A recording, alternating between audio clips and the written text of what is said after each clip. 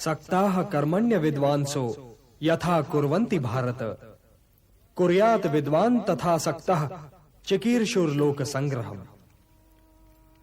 हे भारत, कर्म तो अज्ञानी भी करते हैं, परंतु केवल अपने निहित स्वार्थ की दृष्टि से।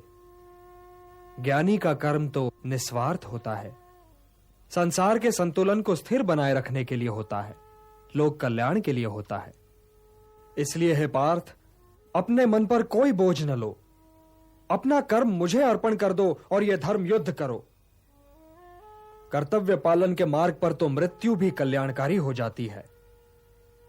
यदि पितामह, गुरुजनों और सगे संबंधियों का तुम्हें वध भी करना पड़े, तब भी तुम्हें पाप नहीं लगेगा, क्योंकि कर्तव्य पालन पाप रहित होता है पार्थ। कर्तव्य पालन पाप रहित होता है। यदि वे वीर गति को प्राप्त हुए तो उनकी मृत्यु कल्याणकारी हो जाएगी, और यदि तुम वीर गति को प्राप्त हुए तो तुम्हारी मृत्यु भी। इसलिए हे पार्थ, युद्ध करो, क्योंकि धर्म का मार्ग पाप का मार्ग नहीं हो सकता। हे पार्थ, ध्यायतो विषयान् पुंसः संगस्तेषु उपजायते, संगात् संजायते कामः, कामात् क्रोधो विजायते, क्रोधात् भवति सम्मोहः, सम्मोहात् स्मृति विभ्रमः, स्मृति भ्रंशात् बुद्धिनाशो, बुद्धिनाशात् प्रणश्यति। हे पार्थ, सामान्य पुरुष विषय का ध्यान करता है और विषय का ध्यान उसे आसक्त बना देता है। इस आसक्ति या लगाव से काम का जन्म होता है। जब काम की पूर्ति नहीं होती तो क्रोध उत्पन्न होता है। जब क्रोध उत्पन्न होता है तो विषय के प्रति मोह और बढ़ जाता है, और जब मोह और बढ़ जाता है पार्थ, तो सोचने की शक्ति भटक जाती है। जब सोचने की शक्ति भटक जाती है तो बुद्धि का नाश होता है, और जब बुद्धि का नाश होता है तो मनुष्य का सर्वनाश हो जाता है। और हे कुंती पुत्र, तुम्हारा यह मोह तुम्हें बुद्धि के विनाश की ओर ले जा रहा है। तनिक सोचो पार्थ, कि जिसके पास बुद्धि ही ना होगी उसे शांति कैसे मिल सकती है? वो तो शांति और अशांति में अंतर ही नहीं कर सकता, और जो शांति को अशांति से अलग तक नहीं कर सकता, वो भला कैसे सुखी हो सकता है? हे पार्थ, जैसे पवन के झोंके नाव को भटका देते हैं, वैसे ही कामनाएं बुद्धि को भटका देती हैं। पाप की बात निकल आई है तो यह बताइए केशव कि कभी कभी मनुष्य पाप करने के लिए इतना विवश क्यों हो जाता है? उसे कौन विवश करता है? उसे विवश करती है उसकी वासना, उसे विवश करता है उसका निहित स्वार्थ, उससे पाप करवाता है उसका क्रोध, उसका मोह। इन शत्रुओं को पहचानो पार्थ। जैसे धुआं अग्नि को ढक देता है, या धूल दर्पण को, या झिल्ली गर्भ को, वैसे ही ज्ञान को ढक देते हैं काम, मोह और वासना।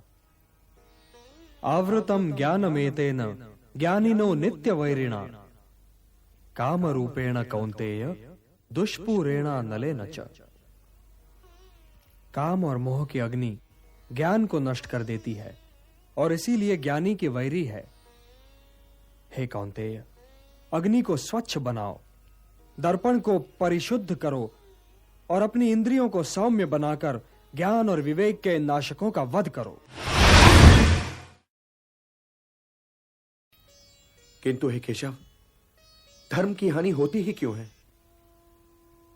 धर्म की हानि इसलिए होती है पार्थ कि मनुष्य मोह के बंधन को नहीं तोड़ पाता, कि वो अपने स्वयं से नाता तोड़कर समाज से नाता नहीं जोड़ पाता।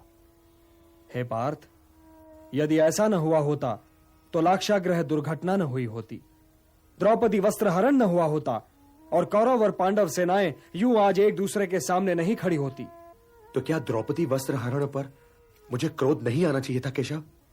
यह निर्णय तो स्वयं तुम्हें लेना है पार्थ, किंतु द्रौपदी वस्त्रहरण केवल तुम्हारी व्यक्तिगत समस्या नहीं है पार्थ। जो समाज इंद्रप्रस्थ की पटरानी महाराज द्रुपद की पुत्री और पांडवों की पत्नी द्रौपदी के वस्त्रहरण पर चुप रह गया, वो समाज भला किसी साधारण नारी के मान सम्मान की क्या रक्षा करेगा? द्रौपदी वस्त्रहरण एक सामाजिक समस्या है पार्थ, एक सामाजिक समस्या है। और यह तुम्हारा कर्तव्य है कि तुम उन शक्तियों को नष्ट करने के लिए युद्ध करो जो किसी द्रौपदी का वस्त्र हरण कर सकती हैं। ये शक्तियां समाज की शत्रु हैं पार्थ, और जो महापुरुष इस युद्ध में उन शक्तियों के पक्ष में हैं, उनके पक्ष में युद्ध करने आए हैं, उनसे युद्ध करने में भी संकोच न करो। अपने व्यक्तिगत क्रोध और व्यक्तिगत मोह के बंधनों से मुक्त होकर लोक कल्याण के लिए युद्ध करो पार्थ, यही तुम्हारा परम कर्तव्य है। हे पार्थ, तुम तो मेरे भक्त भी हो और मेरे मित्र भी, इसलिए मैं तुम्हें वो योग बताने जा रहा हूं जो बहुत समय से लुप्त है, परंतु सृष्टि के आरंभ में इसे मैंने ही सूर्य को दिया था, और सूर्य से ये मनु को मिला, और मनु से इक्ष्वाकु तक पहुंचा। सूर्य को दिया था? आपने ये योग सूर्य को दिया था? परंतु हे केशव, आपने आधुनिक काल में जन्म लिया है और सूर्य देव प्राचीन है, तो मैं ये कैसे मान लूं कि सृष्टि के आरंभ में ही आपने ये योग सूर्यदेव को दिया होगा? बोलिए केशव।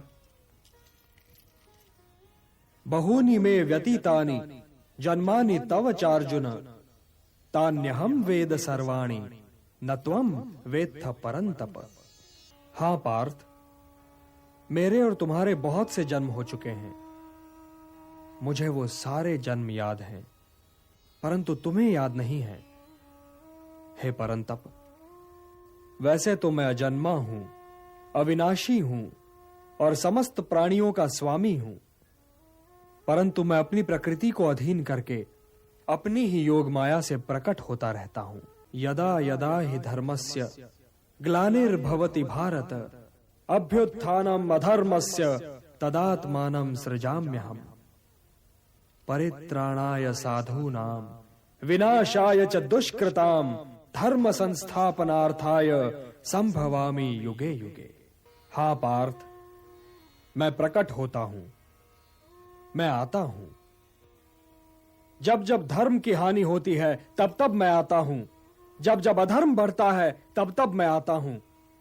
सज्जन लोगों की रक्षा के लिए मैं आता हूं, दुष्टों का विनाश करने के लिए मैं आता हूं, धर्म की स्थापना के लिए मैं आता हूं, और युग युग में जन्म लेता हूं। इंद्रियाणि पराण्याहुः इंद्रियेभ्यः परम मनः, मनसस्तु परा बुद्धिः यो बुद्धेः परतस्तु सः।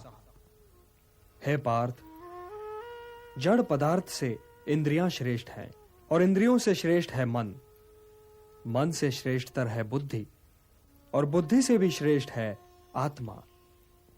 तो आत्मा की चिंता करो पार्थ, आत्मा की चिंता करो, और देह, इंद्रियों, मन और बुद्धि से ऊपर उठने का प्रयत्न करो।